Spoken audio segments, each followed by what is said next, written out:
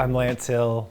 This is the Vintage Synthesizer Museum in the Highland Park neighborhood of Los Angeles, California.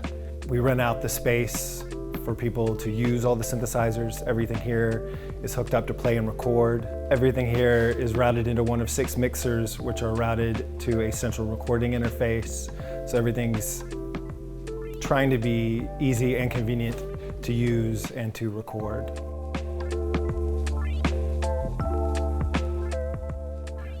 At some point in the early 2000s, I had a couple repair guys that were really good, really affordable, and broken synths were super cheap. Yeah, I was just buying every synth I'd ever heard of and never seen or used, and mostly just selling them all off. And at some point, I realized that I could just start putting aside a mini Moog to keep for myself in the attempts to try to build up a studio that would just be vintage analog synths. The entire time I had a studio, the intention was to eventually have it be a public offering, although it seemed like even more of a ridiculous idea at that time. I guess after the collection had been amassed enough to where I was like, this is like a significant amount of synths that I think real synth nerds would want to get their hands on. Yeah, and then I just started looking for a place in earnest that people would want to go to or feel safe going to.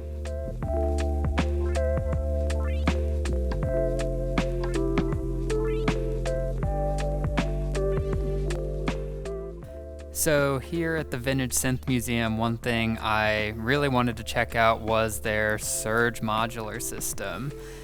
I built a very modest 2-panel system for myself, but they have a whopping 10 panels here that's full of all kinds of really cool stuff.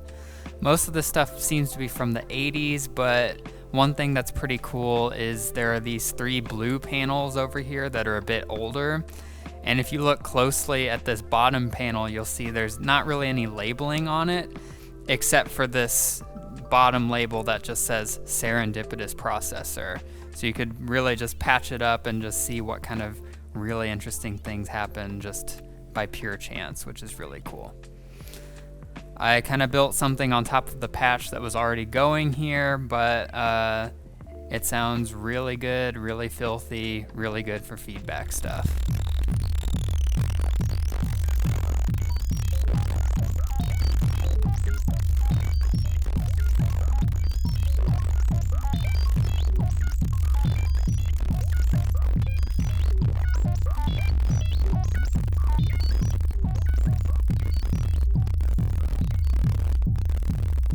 If I had to pick 3 synthesizers to track an album with in here, for recording, I'd probably use the Mini Moog, not to sound generic, but it really is the best bass synthesizer, and the Yamaha CS70M for psychedelic pads, and the Korg MS-20 for aggressive punk leads and weird noises.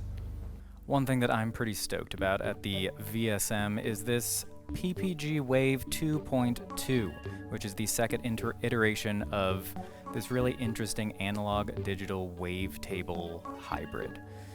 Shortly after they folded or fell apart, you can see the technology bloomed and is still present today in Waldorf.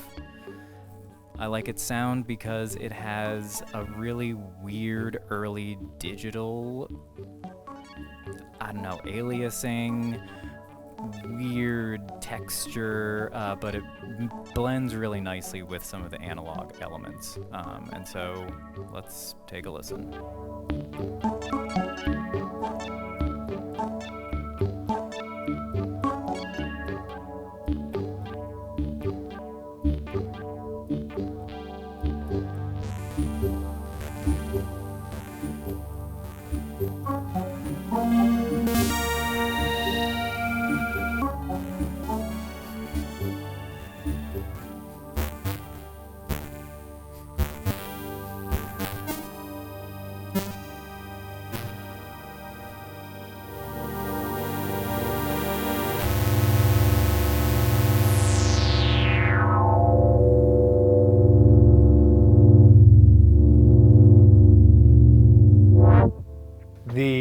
The maintenance here is significant, though a significant part of it's already been done.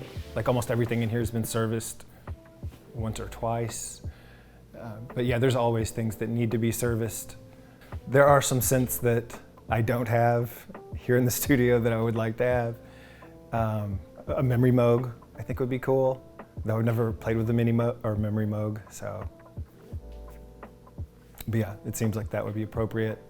A Synton Cyrnix, I'm not sure if I'm saying that right, but I've never played one of those. That sounds like that would be cool. Over the years, I've had a ton of opportunities to play with almost all of my dream synths, but never have I ever laid eyes or hands on a Korg PS3100.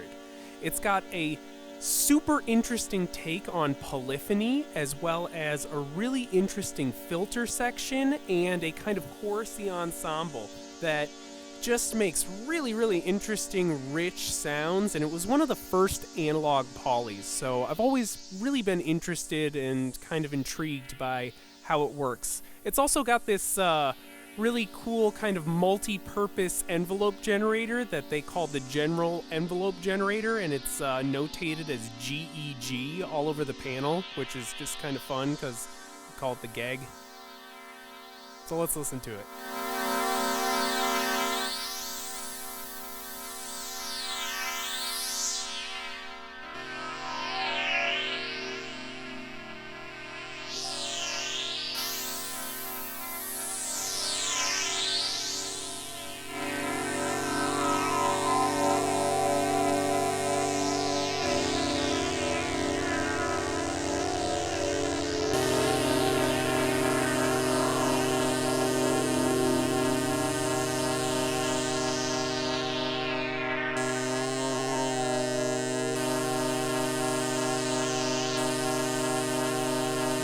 What are recent synth releases that I would be interested in having here or would be good in a synth museum?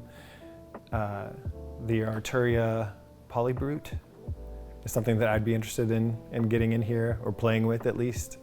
I've got the Micro Freak, which I like a lot, which I guess that is here. If you ask to use it, I'll get it out of my office. For such a long time, I was thinking about moving down here. Now it's here, which is great. It's in a beautiful building, in a great neighborhood with a bunch of musicians. The neighborhood really supports it.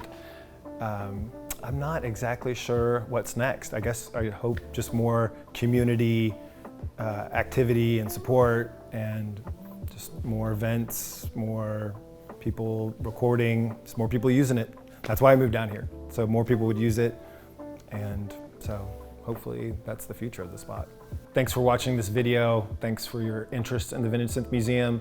And if I haven't made it clear already, all of this is here for you to use and record. Everything's set up to play and record the minute you walk in. It's easy, convenient to use. It's set up for optimal DIY usage. So if you want to use 1,000,001 synthesizers and drum machines, sequencers, and effects, please come to the Vintage Synthesizer Museum. I like this one because it has a button labeled Funny Cat. That's it.